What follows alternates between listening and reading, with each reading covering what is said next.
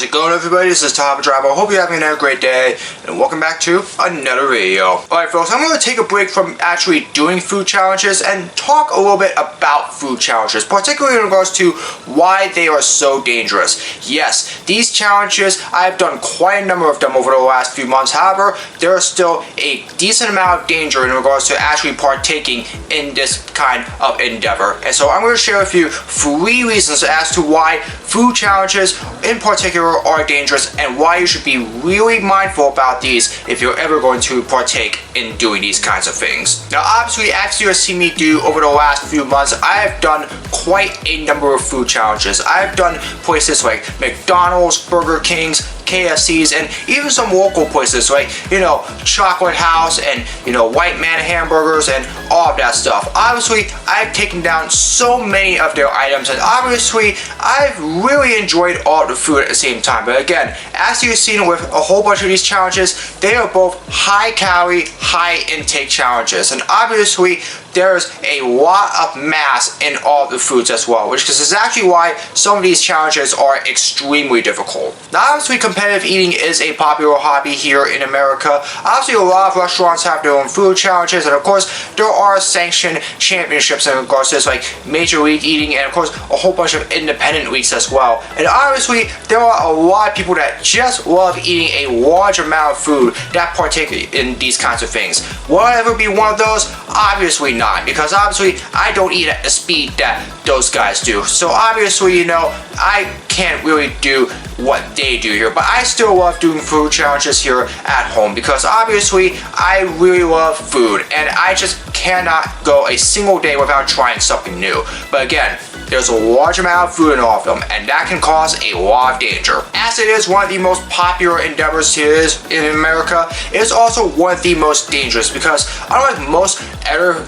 areas in sports where any injury can really affect your physical state, here, this particular kind of sport can really affect your digestive health because obviously, doing stuff like this, it can really bring a whole lot of health problems as a result. And I can give you 3 reasons as to why doing food challenges in general is particularly dangerous for somebody that has never done anything like I have done or some of the top eaters in the world have done. The first of which is that you can risk choking yourself doing these challenges. Now obviously, a lot of these foods, they are very big in mass, obviously, and obviously the size of them really depends on what's in them. And so obviously, if they are really hard without any sort of like liquid with you that you can use to wash it all down, it can be really difficult for you to be able to bring an item down very quickly. Not only that, if you're not chewing hard enough, it's going to be very hard for you to be able to swallow it in an effective manner. And as a result, if you really try to swallow it whole, something like that, let's say if you try to put something else in there or try to wash it down for liquid,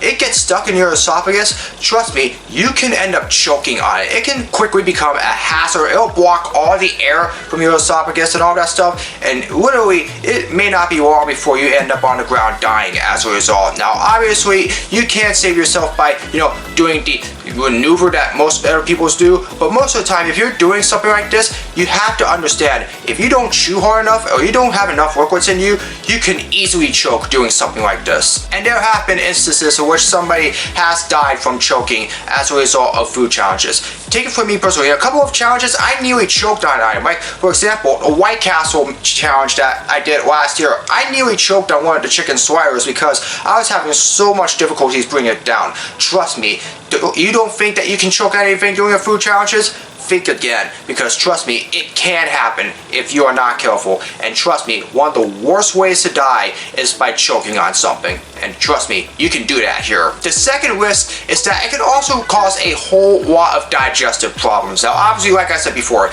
you're eating a large amount of food. For me, sometimes it's usually 10 burgers or sandwiches, or maybe a whole pie of pizza that's literally about 16 or 18 diameter sometimes. Usually, depending on how big it is, it can play a big role in your digestive tract. And as a result, it can cause quite a number of problems in regards to digesting everything. Because of this, some eaters usually have to stretch their stomachs out before challenges so that way they can fit enough food in there. Sometimes you have to fast like literally 36 or 48 hours before a challenge like I do. And so obviously both those methods do work. However, they still can cause a lot of problems because the more food that you put in there, the more amount of time that it's going to take for your stomach to be able to digest everything. And as a result, it can cause you a whole lot of problems in regards to like walking around on that stuff, because the more food you have in there, trust me, it slows you down big time. And one of the big mistakes that a lot of people make is going out for a walk quickly after they have done a food challenge. So obviously, I've done that before, and that is not a good idea. So take that into consideration. Obviously, yes, you can consume a lot of food, but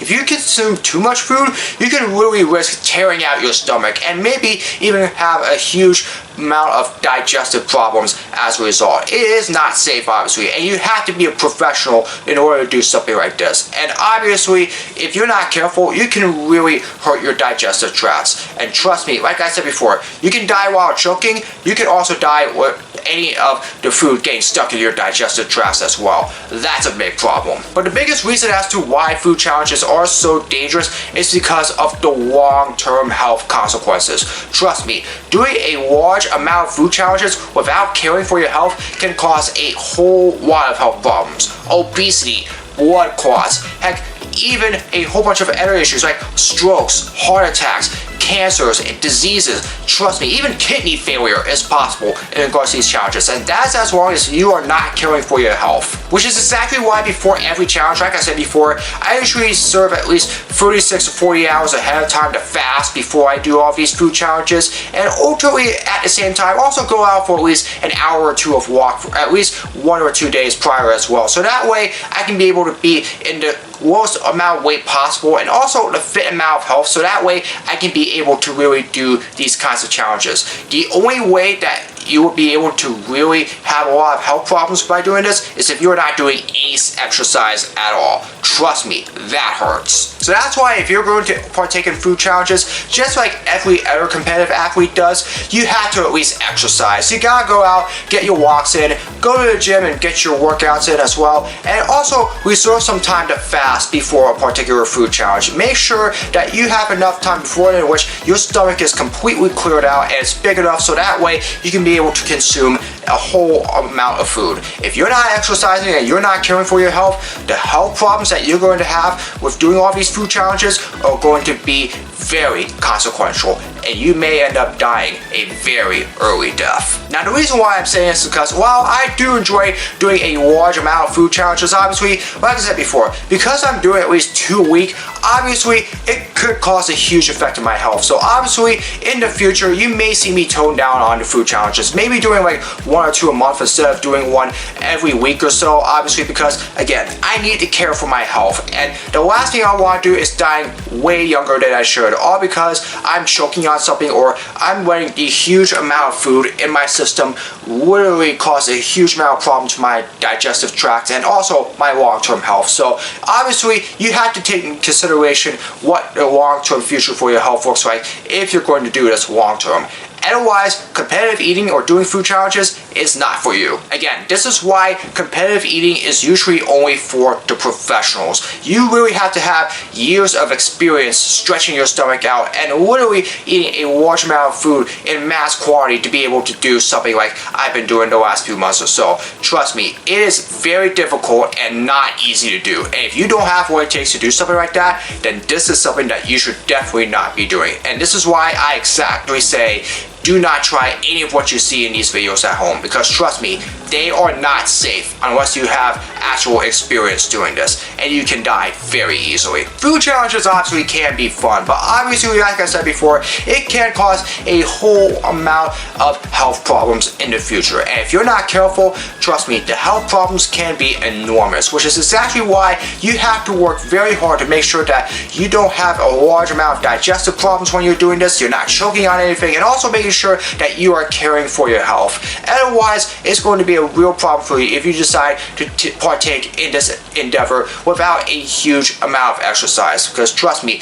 the last thing you want to do is really hurt yourself doing something that you probably should not be doing. And yes, obviously, like I said before, leave it to the professionals, because trust me, those are the ones, they know how to do this best. Trust me, the Joey Chestnuts, the Matt Stoney's, and the Badlands Burgers and all that stuff, they know exactly what it's like, and they know how to care for their health while they're doing these food challenges. Unless you learn how to do that the way those three do not try this at home. Trust me, this stuff is serious, and it can blow a lot of problems if you're not careful. Alright, that's going to do it for this video. I hope you all enjoyed it. As always, if you'd like to see more of my content, be sure to subscribe, hit the notification bell so you know when my latest video is released. Comment below for future suggestions for my videos, whether it's vlogs, projects, or challenges, you name it. Leave it in the comments below and I'll do my best to make them. As always, follow me on my social media. All the links are in the description below. That's going to do it for this video. I hope you're having another great day. As always, I hope to see you all again in another video very soon. So long, everybody.